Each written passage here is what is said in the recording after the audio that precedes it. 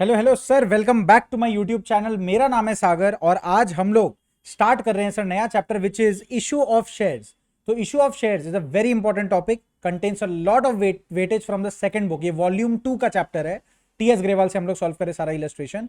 तो अगर आपके पास बुक है, होना ही चाहिए, तो it's a very good book, follow it. And अगर आपके पास बुक नहीं भी है तो these are some sums you can take a screenshot of and solve it on your own and check आपका आंसर करेक्ट हो रहा है कि रॉन्ग हो रहा है। स्टार्ट करते सर वेरी फर्स्ट इलस्ट्रेशन के साथ। और वेरी फर्स्ट इलस्ट्रेशन में सर जर्नल एंट्रीज नहीं है। वेरी फर्स्ट इलस्ट्रेशन में सबसे पहले बता रहे हैं, हम लोग को सिखाया जा रहा है how shares are treated, how the concept of share capital is treated in the balance sheet of a public company. तो ऑब्वियस सा बात है सर, पब्लिक कंपनी है, जॉइंट स्टॉक कंपनी में दो कैटेगरी होता है, पब्लिक लिमिटेड, प्राइवेट लिमिटेड। जैसे कि एग्जांपल दे सकते हैं, फॉर एग्जांपल जैन कोचिंग, जो हमारे जो बेसिकली माई बाप हो गए, तो ये हो गया सर प्राइवेट लिमिटेड। इसके आगे लगाते हैं हम लोग प्राइवेट लिमिटेड। ये पब्लिक में शेयर्स इशू नहीं करता है, इसका ओनरशिप प्राइवेट है। और रिलायंस हो गया तो रिलायंस लिमिटेड लिखते हैं हम लोग। लिमिटेड का मतलब, ये बिजनेस स्टडीज में पढ़ाया गया होगा आप लोगों को, क्लास 11 में ही पढ़ा दिया जाता है। पब्लिक कंपनी का मतलब जो पब्लिक से पैसा उठा पाए, पब्लिक में शेयर्स इशू कर सकता है, राइट। ये वही है सर कंसेप्ट जब फर्स्ट टाइम हम लोग पब्लिक में शेयर्स इशू कर रहे हैं। सो सर यहां पर कंपनी का नाम देखिए, स्ट्रॉन्ग लिमिटेड। कंपनी का नाम क्या? Strong limited. प्राइवेट लिमिटेड कभी नहीं हो सकता, लिमिटेड ही होगा, because it is a public company. It is registered with a capital of 10 lakh rupees. देखिए रजिस्टर्ड मतलब रजिस्ट्रार ऑफ कंपनी में उसको रजिस्टर किया हुआ है, कैपिटल ऑफ 10 लाख रुपीज, मतलब उसका टोटल ऑथराइज्ड कैपिटल, इसका टोटल ऑथराइज्ड कैपिटल कितना का कितना है सर? 10 लाख रुपीज। मतलब गवर्नमेंट से परमिशन, सेबी से, securities exchange board of India से, और आप बोलो तो एमसीए से, मिनिस्ट्री ऑफ कॉर्पोरेट अफेयर से, ये दोनों से परमिशन इन्हें मिला है कितना रुपया का? 10 लाख रुपीज का शेयर कैपिटल अपना ऑथराइज कैपिटल के नाम पे रखने के लिए। मतलब that is the maximum amount of capital they will hold, divided into 1 lakh equity shares. तो पब्लिक के लिए इजी कर दिया गया है, कैसे? 1 lakh equity, 10 lakh rupees total equity share capital है, ऑथराइज कैपिटल है। इसको ये लोग डिवाइड कर दिया 1 लाख पार्ट में। तो एक शेयर का प्राइस कितना हो गया? 10 lakh divided by 1 lakh which is 10 rupees each. मिल गया एक शेयर का फेस वैल्यू या nominal price. It issued 75,000 equity shares, मतलब पूरा 10 लाख रुपीज इशू नहीं किया, पूरा 1 लाख इक्विटी शेयर्स इशू नहीं किया है। इन्हें जरूरत, they only need, strong limited only needs right now the money which comes from 75,000 equity shares. तो उनको अभी 10 लाख नहीं चाहिए, उनको 75,000 इंटू 10 यानी कि 7,50,000 रुपीज चाहिए, बस। सही है। तो इन्होंने इशू किया पब्लिक को, इन्होंने सामने से इशू किया कि भाई आओ सब्सक्राइब करो। It received applications for 70,000 equity shares. So out of the entire 75,000 equity shares that they issued, मतलब आओ अप्लाई करो 75,000 के लिए, पब्लिक ने खाली इंटरेस्ट दिखाया 70,000 इक्विटी शेयर्स के लिए। पब्लिक ने पूरा का पूरा 75,000 इक्विटी शेयर्स के लिए सब्सक्राइब नहीं किया, सिर्फ 70,000 इक्विटी शेयर्स के लिए सब्सक्राइब किया। द डायरेक्टर्स कॉल्ड 10 पर share which was received. Called मतलब 10 रुपीज पूरा का पूरा हर एक शेयर पे मांगा गया। सर इसका डिस्ट्रीब्यूशन आने वाले एग्जाम्पल्स में पढ़ेंगे, अभी नहीं। 10 रुपीज पूरा मांगा गया और पूरा का पूरा 10 रुपीज आ गया। तो हम लोग इसको ट्रीट कैसे करते हैं सर बैलेंस शीट में? अब खुशी का बात यह है सर, हम लोग जो बैलेंस शीट बनाते हैं, ये हम आप लोगों को कभी और अगर मौका मिला तो फास्ट ट्रैक रिवीजन का अगर कोई वीडियो आता है चैप्टर 1 फाइनेंशियल स्टेटमेंट का, तो I will let you know. But ऐसे सर, जो मैं शॉर्ट में बता दूं, जो हम लोग कंपनीज के लिए जो बैलेंस शीट बनाते हैं, आप लोग को याद होगा सर कि हम लोग जब भी अभी तक पार्टनरशिप में भी जो बैलेंस शीट सीखे हैं वो कुछ ऐसा दिखता है। बैलेंस शीट बनाते हैं, एसेट लायबिलिटी साइड कुछ इस तरीके से आता है, इस साइड एसेट आता है, इस side liability. But when we talk about a company, when we talk about a joint stock company, we are not allowed this format. We switch to something called Schedule 3. तो accounting standard में Schedule 3 बोल के एक heading आता है। तो Schedule 3 में हम लोग को डिक्टेट किया हुआ है कि how we should present a balance sheet if we are a private limited और a public company, right. So इस केस में हम लोग एक वर्टिकल फॉर्मेट बनाते हैं, वर्टिकल यानी कि लंबा फॉर्मेट बनाते हैं। तो मैं पूरा का पूरा फॉर्मेट आपको अभी शोकेस नहीं कर रहा हूं, बट उसका हम लोग क्या बनाएंगे? एक्सट्रैक्ट। पूरा फॉर्मेट बनाने जाएंगे सर तो वीडियो खत्म हो जाएगा, जीने का उम्मीद भी खत्म हो जाएगा और मजा भी नहीं आएगा। तो हम लोग क्या करेंगे, मैं एक छोटा सा एक्सट्रैक्ट बनाता हूं बैलेंस शीट का, राइट। और यहां पर सबसे इंपॉर्टेंट चीज होता है सर नोट नंबर। तो मैं एक काम कर रहा हूं, मैं एक बार फर्स्ट टाइम फॉर्मेट रेडी कर रहा हूं, तो नोट नंबर, अमाउंट, और इधर आता है पर्टिकुलर्स। जी हाँ, ये बैलेंस शीट में भी पर्टिकुलर्स लिखते हैं हम लोग, ये बैलेंस शीट में भी पर्टिकुलर्स लिखते हैं हम लोग, ठीक है। तो आप लोग भी सर साथ साथ में एक बार बैलेंस शीट बना लो। तो यहां पर ऊपर लिख सकते हैं balance sheet of, balance sheet हम लोग क्या बना रहे हैं? एक्सट्रैक्ट, है ना, एज एट जो भी पर्टिकुलर डेट रहे, डेट नहीं दिया तो हम लोग छोड़ देते हैं। और ऊपर में कंपनी का नाम क्या है, स्ट्रॉन्ग लिमिटेड, तो लिख लो भैया स्ट्रॉन्ग लिमिटेड, कंपनी का नाम लिख दिया, बैलेंस शीट एज एट जो भी है। अब मैं क्या करता हूं सर, नेक्स्ट क्वेश्चन के लिए अभी से मैं रेडी हो जाता हूं, तो मैं इसमें एक काम करता हूं, मैं इसमें पहले से ही सेव कर लेता हूं इसे, ताकि बाद में दिक्कत ना हो, है ना। और नीचे में अब एक चीज देखिए, अब एक चीज देखिए, मेरे को यहां पर कैसे लिखना है सर, फॉर्मेट वाइज लिखना है। सबसे पहला हेडिंग, हम लोग शेयर कैपिटल का बात कर रहे हैं तो ऑब्वियस सा बात है सर, वो लायबिलिटी साइड आता है। सो सर इसका फॉर्मेट में the first heading that we get is, ये पूरा एक बैलेंस शीट का साइड का हेडिंग है, इसको हम लोग बोलते हैं इक्विटी एंड लायबिलिटीज। तो आप लोगों को याद है हम लोग लायबिलिटी लिखते थे नॉर्मल अपना बैलेंस शीट में, यहां पर लिखेंगे इक्विटी एंड लायबिलिटीज, ठीक है। ये बन गया हमारा हेडिंग। अब इक्विटी एंड लायबिलिटी में हम लोग किसका बात कर रहे हैं सर, इक्विटी का बात कर रहे हैं, and it is represented as shareholders funds. तो इसके अंडर में हेडिंग आता है शेयर होल्डर्स फंड्स, ये भी सब हेडिंग है इसका, ये भी सब हेडिंग है।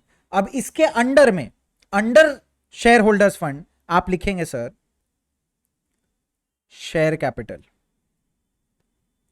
और आप यहां पर कुछ नहीं दिखा सकते, मतलब you can not show any calculation in the balance sheet, the balance sheet needs to be perfectly neat and clean. तो ऐसा neat and clean balance sheet अगर प्रेजेंट करना है जहां पर मैं सिर्फ यहां पर अपना डायरेक्टली अमाउंट लिखूं, फाइनल अमाउंट लिखूं, लेकिन यहां पर तो बहुत कुछ है ना, यहां पे 10 लाख भी लिखा है, यहां पे 75,000 इक्विटी शेयर भी है, यहां पर 70,000 इक्विटी शेयर भी है, तो मैं कौन सा अमाउंट यहां लिखूं, क्या करूं, क्या मल्टीप्लाई करूं, सारा कैलकुलेशन दिखाना है, यहां नहीं दिखाना है, नोट नंबर में दिखाना है, यानी कि वर्किंग नोट बनाना है। वर्किंग नोट, वर्किंग नोट जो बनता है सर बैलेंस शीट के लिए, सर उसको हम लोग नॉर्मल वर्किंग नोट जैसे ट्रीट नहीं कर सकते, उसका एक अलग ही हेडिंग होता है सर, और वह हेडिंग का नाम होता है notes to accounts.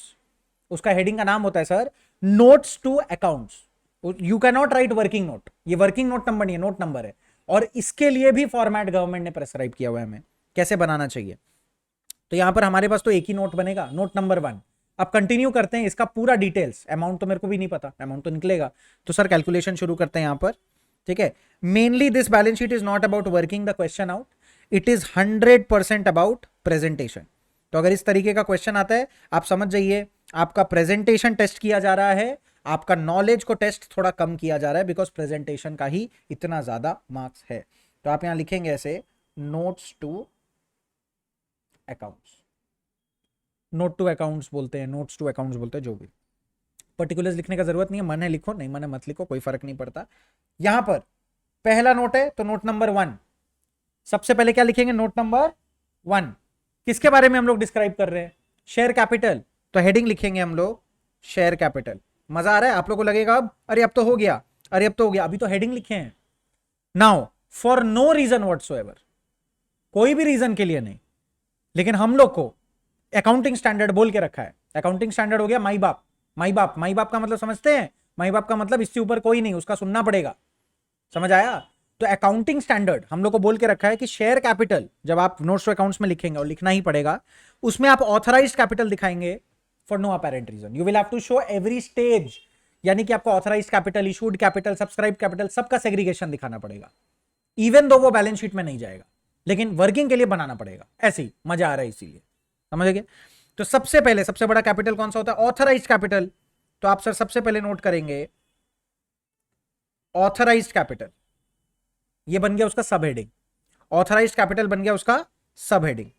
Authorised capital के अंडर में लिखेंगे, अच्छा बाहर में अमाउंट कितना था, ऑथराइज्ड कैपिटल चेक करिए, ऑथराइज्ड कैपिटल कितना था, total number of equity shares कितना है, 1 लाख इक्विटी शेयर्स है, एक इक्विटी शेयर का दाम कितना है 10 रुपीज, टोटल हो गया 10 लाख रुपीज। यहां पे आप ऐसे लिखेंगे, स्टेटमेंट एकदम ऐसा ही लिखना है, ऐसे मल्टीप्लाई नहीं कर सकते ब्रैकेट में, ना ना ना, वेट, आपको क्या लिखना है लिखो,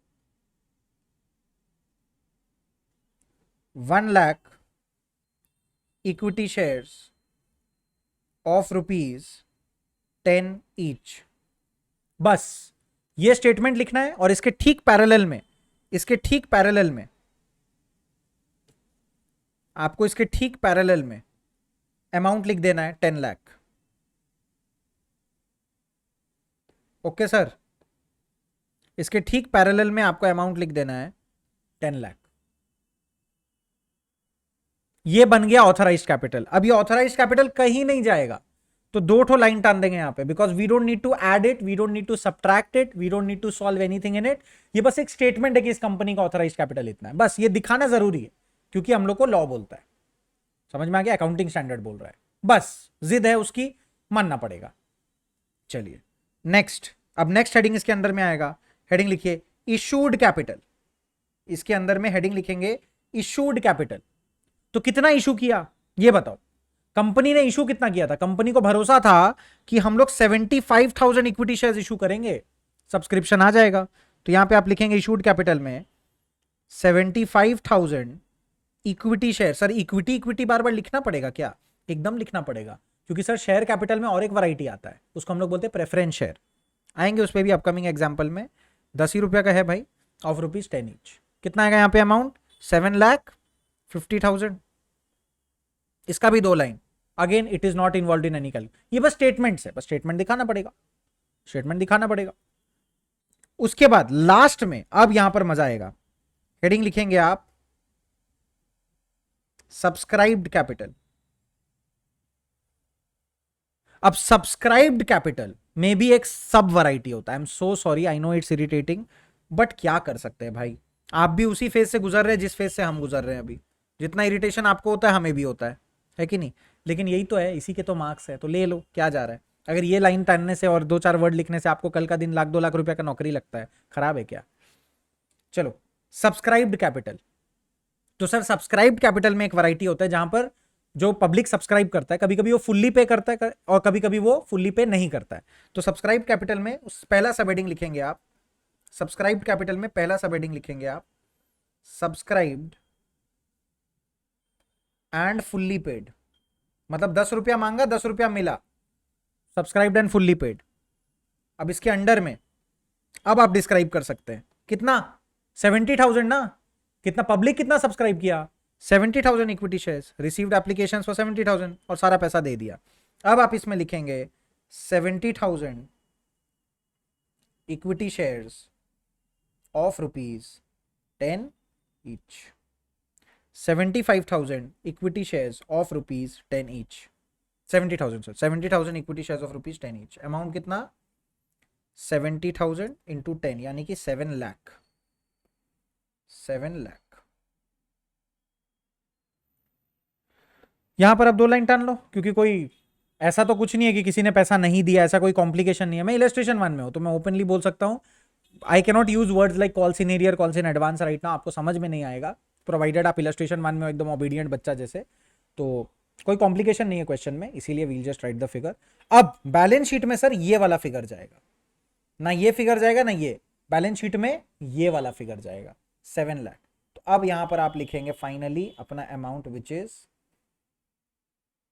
7 लाख। समझे बात? ये बना आपका पूरा का पूरा एक question. So this is a game of format. whenever you are told to make a balance sheet, calculations और journal entries के क्वेश्चन में आएंगे।